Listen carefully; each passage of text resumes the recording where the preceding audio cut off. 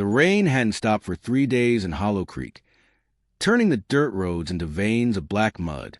Officer Daniel Rourke drove slow through the storm, wipers fighting a losing battle against the downpour. Dispatch had reported animal cries from the old willow farm, abandoned for over a decade.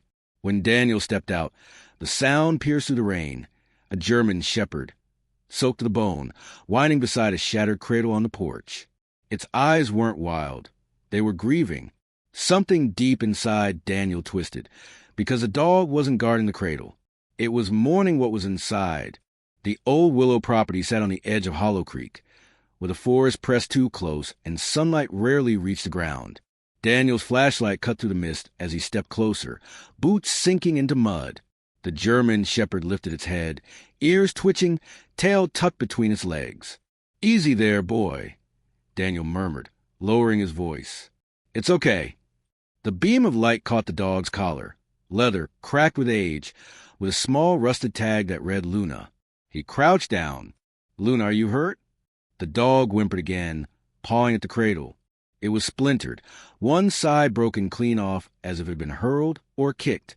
A threadbare blanket hung from one edge, the faint pattern of faded stars barely visible beneath the grime.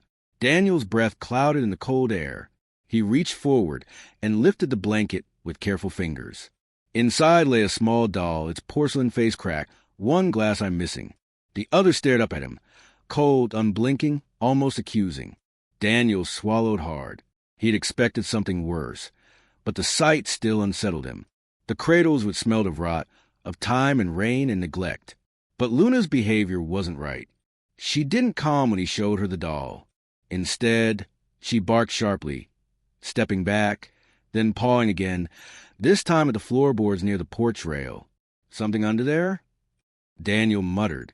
He looked around. The rain was easing into a soft drizzle. He grabbed his radio. "Dispatch, this is Rourke. I'm at the Willow property. Found an injured dog. No sign of the owner yet. Might need animal control." Static hissed. Then the reply crackled through. "Copy that, officer. Animal control is 20 out. You good to hold?" "Yeah," he said quietly, watching Luna. "I'll hold." He crouched again, pressing his hand to the warp boards. The dog barked once, sharp and deliberate. Then she began digging, claws raking wood and mud alike. Daniel felt a chill crawl up his spine. "Luna, stop. You're going to hurt yourself." But the dog didn't. She kept digging, whining low, her body shaking. Daniel set down the flashlight and pried at one of the loose boards. It came up with a wet crack, releasing the scent of mildew and something else metallic, faintly sour. He aimed the flashlight down. Beneath the porch, wrapped in filthy fabric, was something small, too small. His throat closed. He reached in slowly, hands trembling despite the cold. The bundle was damp, heavier than it looked. He peeled back the cloth and froze. It wasn't what he thought. Inside was another doll, almost identical to the first, but this one had its porcelain head shattered. Someone had wrapped it tightly in what looked like an old baby blanket, blue with tiny embroidered initials in one corner, AR. Luna began to howl, a low, broken sound that echoed through the rain-soaked yard. Daniel stood there, heart hammering. Jesus! He backed away, scanning the shadows of the porch, the skeletal trees swaying beyond. The entire house seemed to breathe with the storm. A voice came from behind him. "Didn't expect anyone to come out here tonight." Daniel turned sharply.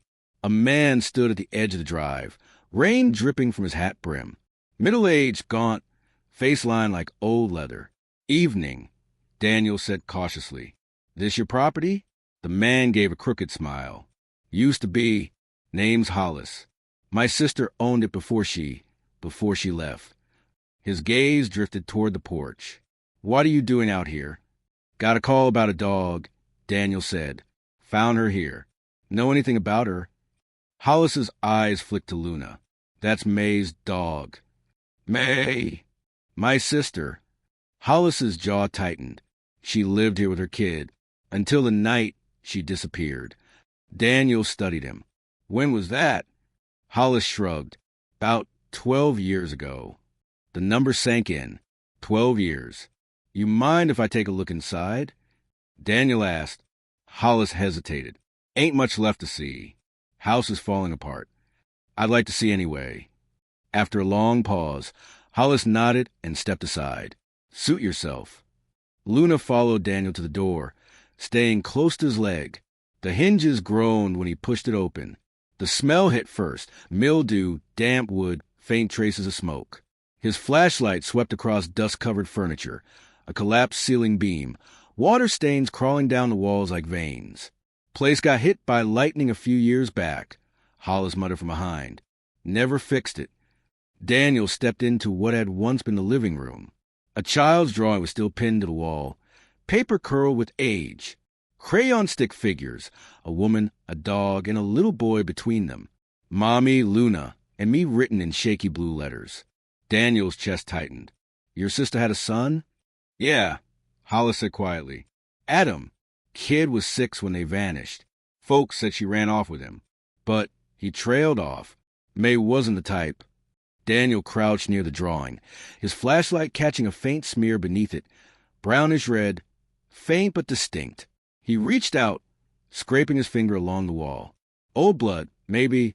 Mr. Hollis, he said slowly. You said they vanished. No signs of struggle. Sheriff back, then said she just packed up and left. His tone was bitter. No investigation worth a damn. Daniel's gaze drifted back toward the door where Luna stood, head low, eyes fixed on the porch. Something about this felt wrong. Too quiet, too preserved. He turned back to Hollis. You said May wasn't the type to run. What makes you sure? Hollis's eyes were wet now, because she called me that night, said someone was watching the house. The rain deepened outside, tapping harder against the roof.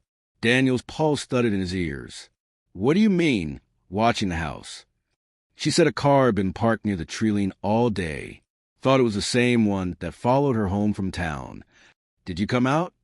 I tried, but by the time I got here, he exhaled shakily. There was nothing left but Luna. She wouldn't let me near the porch. Just lay there crying. The air between them grew heavy. Daniel looked toward the back hallway, where darkness swallowed the corridor hole. He raised his flashlight, the beam slicing through dust. Mind if I check the rest? Hollis nodded weakly. Do what you need. The floorboards creaked under Daniel's boots. Luna followed close behind, her nails tapping softly against the wood. Each room was a capsule of decay. Old furniture, mold-blackened wallpaper, half-collapsed ceilings. Then, from the far end, came a faint creak. He froze. Another, like footsteps. He turned sharply, light sweeping across a half-open door. The sound stopped. He pushed it open slowly. A bedroom, walls lined with peeling floral paper, a single bed beneath the window. On the floor, beside it lay a small wooden box. He crouched, brushing away dust, and lifted the lid. Inside were letters, carefully folded. The top one bore a date, June 14th, 2013. He opened it, the paper fragile. To whoever finds this, if something happens to me, please take care of Luna. I can hear the car again. Adam's asleep. I think it's him. Daniel's eyes froze on the last line. H. He frowned. Hollis. Behind him, the floor creaked again. He turned. Hollis stood in the doorway, face pale, rainwater dripping from his coat. Daniel straightened. You were here that night. Hollis's expression twitched grief, guilt, something darker. I came too late. Daniel held up the letter. This says otherwise. Hollis's jaw worked, but no words came. Where's Adam? Daniel demanded. For a long, suffocating moment, Hollis said nothing. Then he stepped back into shadow, voice trembling. You shouldn't have come here alone. And before Daniel could respond, Luna barked. A sharp, warning sound, just as a heavy thud echoed from the porch outside. Something or someone had just stepped onto the boards. Rain slicked down the window panes, streaking the glass in silver veins. Officer Daniel Rourke froze, hand instinctively resting on the grip of his holstered gun. Luna stood stiff beside him, growling low and steady, her gaze fixed on the doorway. "Hollis," Daniel said quietly, eyes never leaving the entrance. "Who's out there?" Hollis didn't answer. He was still half in shadow. The letter Daniel had found lying between them on the floor. His breathing had changed, uneven, ragged, like he was wrestling something he couldn't control. Then came the second thud. Heavier, closer. Daniel's voice cut through the silence. "Stay where you are." The porch boards creaked again, and then footsteps. Slow, dragging, deliberate. Whoever it was, they weren't trying to hide. Daniel stepped toward the front of the house, flashlight slicing through darkness. The beam quivered slightly in his hand. The house seemed to breathe with him. The settling of the wood, the drip of rain from the ceiling, the faint, hollow wind moving through the cracks. "Sheriff's office." Daniel called out, "If someone's there, identify yourself." No response. Just a faint squeal of the screen door as it swung open. Luna growled again, moving ahead of Daniel, her fur bristling. Daniel stepped into the front room. His boots squelched on wet wood. The door hung half open, letting in a strip of pale, storm-like gray dawn. Beyond it, the porch stretched empty, but there were footprints in the mud. Fresh ones, bare feet. He crouched, running his fingers over them. They were small, too small to belong to Hollis or any grown man. "Jesus Christ," he muttered. Behind him, Hollis spoke, his voice trembling. "You don't understand what you've walked into." Daniel turned sharply. "Then make me understand." Hollis stepped forward, his hands raised slightly, not threatening, but pleading. "You think you're here because of a dog. But this place, this house, it's not just a missing person report. It's where everything started." "Everything what?" Hollis's eyes glistened under the flashlight. "Adam didn't die here." Daniel's breath hitched. "Then where is he?" Hollis swallowed. "That's the problem. He's still here." The words hung in the air like a fog. Daniel blinked. "You just said—" "I don't mean alive," Hollis whispered. "But he's here. Always has been." Luna whimpered, her ears pinned back. She took a few steps toward the hallway, then stopped abruptly, as if an invisible line held her back. Daniel's instinct screamed to radio for backup, but static interference hissed in his ear when he tried. Dead signal. The storm, maybe, or something else. He turned the flashlight toward the hallway again. "I'm going to finish clearing this house. Stay here." But when he looked back, Hollis was gone. "God damn it." Daniel stepped forward cautiously, sweeping the beam across the walls. The drawings from the living room seemed different now, distorted in the shifting shadows. The stick-figure boy's face had been smeared with something dark, almost like soot or ash. The sound came again, a faint, rhythmic tapping. Somewhere below, the basement. He found the door at the end of the kitchen, half hidden behind collapsed shelves. A rusted padlock hung broken on the latch. Someone had forced it open recently. Luna whimpered again, pressing close to his leg as he reached for the handle. "Stay, girl," he murmured. But she didn't move. The door creaked open, releasing a wave of cold, damp air that smelled of earth and rust. Daniel clicked on his flashlight and descended the narrow wooden steps. Each creak sounded like a warning. At the bottom, the beam illuminated a concrete floor slick with moisture. The walls were stone, old and sweating. In one corner stood an overturned chair. In another, something covered with a tarp. Daniel stepped closer. His flashlight trembled slightly. He pulled the tarp aside. Beneath it were several old boxes and a child's shoe, blue, with faded lightning bolts on the side.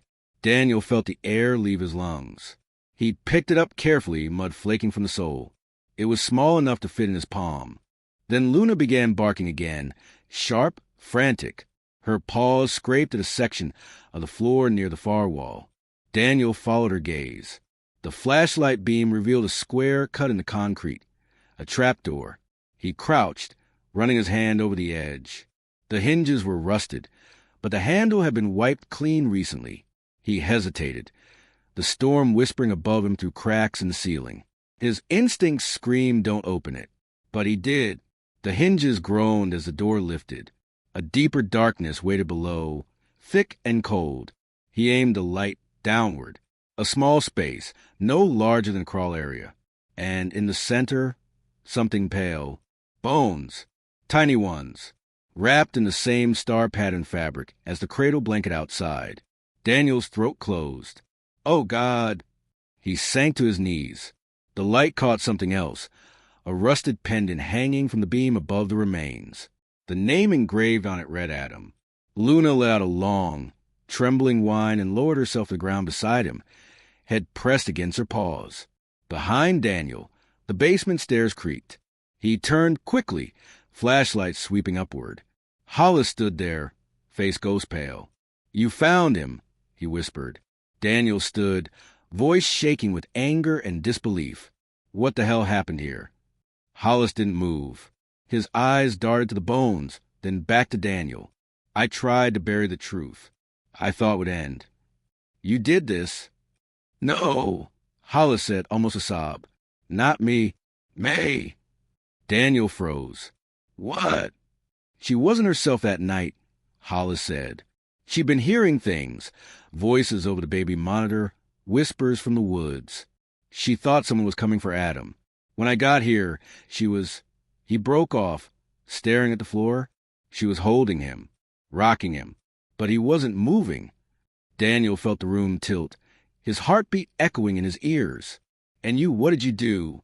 "I couldn't let her go to prison," Hollis said quietly. She took her own life before I could stop her. I buried them both." "But there's only one set of remains here," Daniel said. Hollis met his gaze. "Exactly." The silence that followed was suffocating. Daniel stepped back, gripping his gun. "Where's May?" Hollis shook his head slowly. "That's the thing, officer. She never left this house." Luna began barking again, fur raised, eyes fixed on something behind Hollis. A sound, a whisper, drifted from the top of the stairs. Not quite a voice, but not the wind either. Daniel raised his flashlight. At the top of the stairs stood the shape of a woman, soaked, motionless, hair hanging in dripping strands. Her eyes glimmered faintly in the beam, hollow and dark. "May." Hollis turned toward her, breath breaking. "May?" Her voice came faintly like a hum. "You promised to keep him safe." Then the light flickered, and she was gone. Hollis dropped to his knees, hands clutching his head. "She never forgave me," he whispered. "Never forgave me." Daniel's body moved on instinct. He grabbed Hollis's shoulder. "We're leaving. Now." But Hollis's eyes were distant. "You can't leave this house once you've heard her." Daniel tightened his grip. "Snap out of it." A sharp crack split the air, the sound of splitting wood. The basement beam above them gave way, crashing down. Daniel ducked, pulling Hollis back. Dust filled the air. When the clouds settled, Luna was gone. "Luna!" Daniel shouted, coughing. He swept the light around. The dog's footprints led toward the stairs. Daniel followed, dragging Hollis behind him.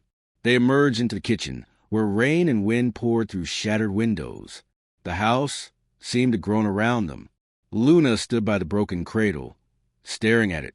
Her tail wagged once, then stilled. Daniel approached slowly. The cradle, its shape twisted and soaked, now held something new. A photograph. May, Adam, and Luna, taken years ago.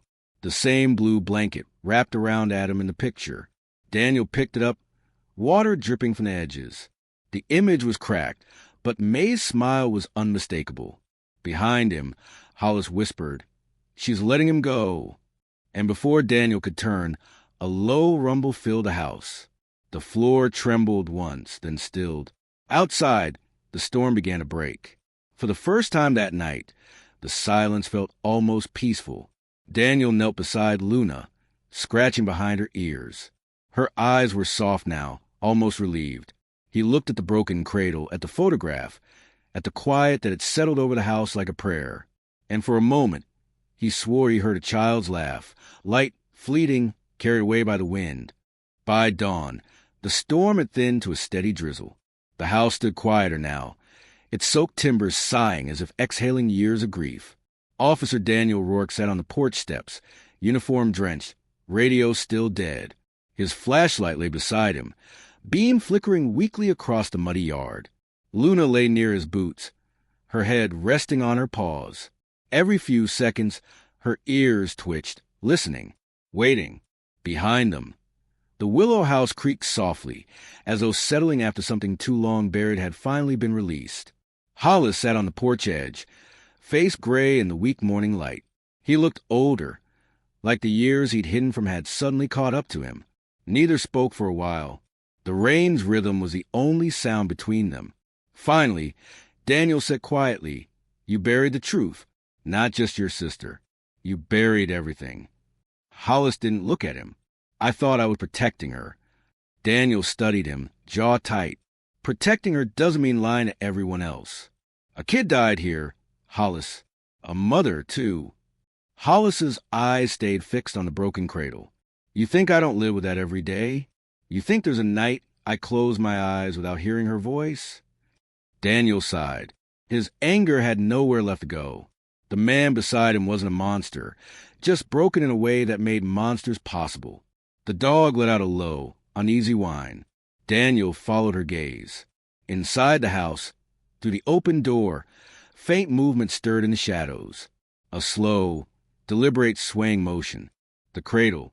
It was rocking. Daniel stood, hand instinctively resting on his holster. "Stay here," he said. Hollis didn't move. His voice was barely a whisper. "If it's her, don't make her angry." Daniel stepped inside, boots echoing against warped floorboards. The air smelled of rain, rust, and something older, like the breath of the house itself. The cradle moved gently, almost tenderly, as if rocked by invisible hands. Luna followed him in, nose low, growl rumbling in her throat. The flashlight flickered once, then steadied. The cradle stopped.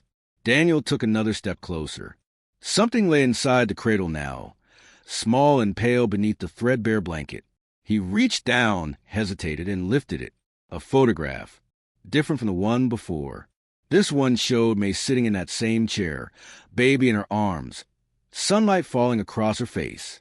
But something about her eyes, dark hollows, too wide, too strained, made the image wrong. Behind her in the photo, by the window, a man's outline was faintly visible.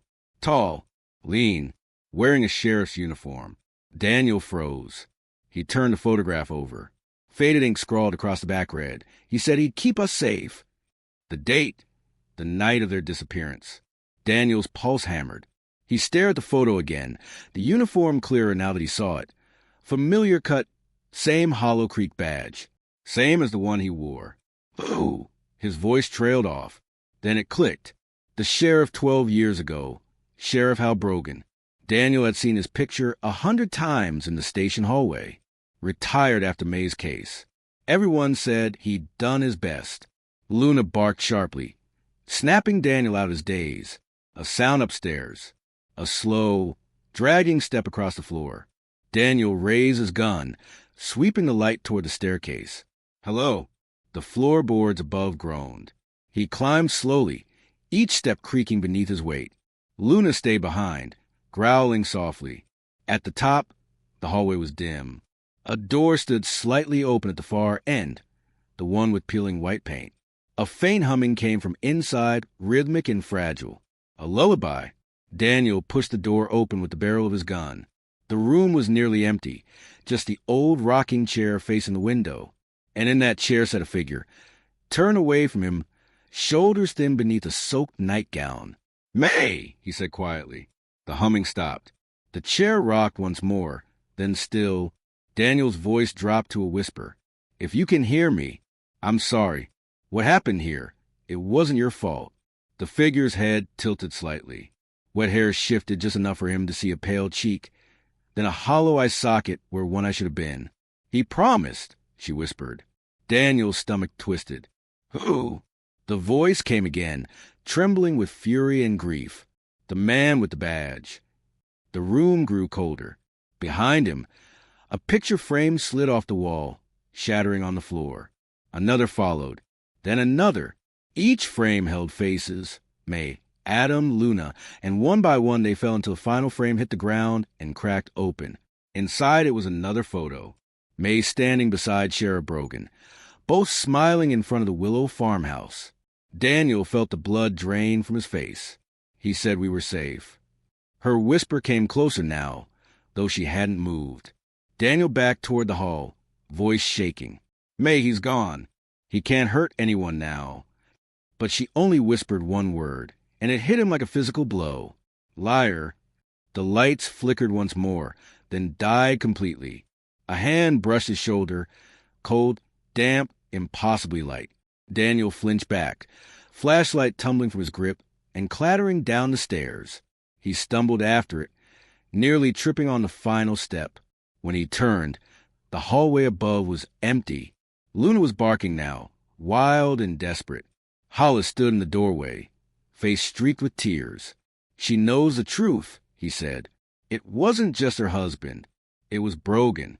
He wanted her gone. She knew what he did to those kids. Daniel stared at him. What kids? The ones who went missing before Adam, Hollis said. You think May went crazy? She found out he was taking them, using his badge to cover it up. She tried to expose him, but he broke off, shaking. He came here that night. Daniel's pulse pounded. You mean Brogan killed him? Hollis nodded, then blamed her. I found what was left the next morning. I didn't know what to do, so I buried the truth. Daniel ran a hand through his soaked hair, breathing hard. The old case reports flashed through his mind, the missing kids, the unsubstantiated claims. Brogan had retired with honors. The bastard had been right here all along. Luna barked again, darting toward the back door. Daniel followed.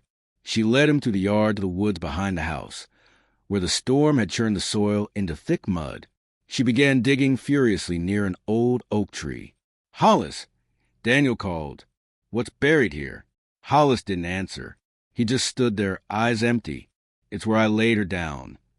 Daniel dropped to his knees beside Luna and dug with his hands until his fingers hit something solid. Wood.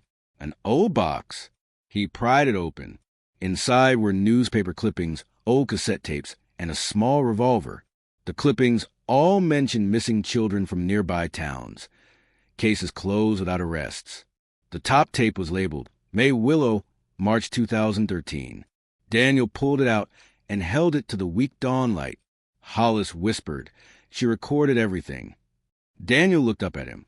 Why didn't you take this to the police? They were the police, Hollis said bitterly. For a long moment, the rain was the only sound again. Then Daniel stood, voice low but steady. This ends now. No more secrets. I'll take this to the department myself. Hollis looked at him, something unreadable in his eyes. You really think they'll believe you? Brogan's gone, but his friends aren't. Daniel tightened his grip on the evidence. I don't care. Someone has to speak for them. From the woods behind, the wind carried a faint sound, a woman's voice soft, almost a sigh. Thank you. Luna looked up, ears perked, tail wagging once before settling again. The air lightened, the clouds thinning above the trees. For the first time, sunlight broke through, weak but warm, spilling across the yard. Daniel turned toward the house one last time. Through the cracked windows, he saw the cradle sitting still. The photograph inside had dried in the light. May's face looked peaceful now. He took a deep breath, holstered his gun, and started back toward his cruiser. Hollis lingered behind, staring at the house. You think she's gone now? He asked quietly. Daniel looked back over his shoulder. No, but she's not trapped anymore. Luna trotted beside him, fur glistening in the rising sun. The GermanShepherd glanced back at the house once, then forward again, as if leading him away from something finally finished. When they reached the road, Daniel paused to look at the horizon. The storm had passed. Come on, girl, he said softly. Let's go home. The dog gave a low, contented bark, and together they walked down the quiet road that led back to Hollow Creek. As they disappeared over the hill, the Willow house stood silent in the mist, its windows reflecting pale morning light. Inside, the cradle swayed once more gently, as though rocked by invisible hands. And somewhere deep in the walls, faint and almost tender, came a child's laughter, free, echoing, fading into peace.